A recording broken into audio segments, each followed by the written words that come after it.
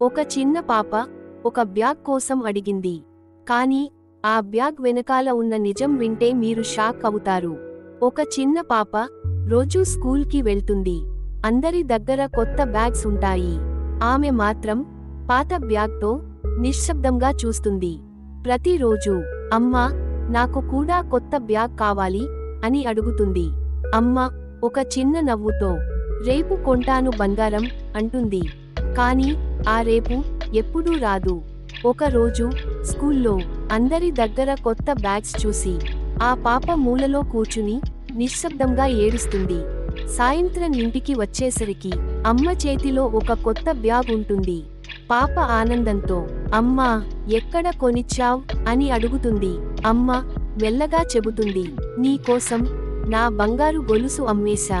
ఆ మాట విన్న వెంటనే పాప షాక్ అయి నిలబడిపోతుంది. మన చిన్న కోరికల కోసం అమ్మ ఎంత పెద్ద త్యాగం చేస్తుందో మనకు తెలియదు. అమ్మ ప్రేమకి ధర లేదు.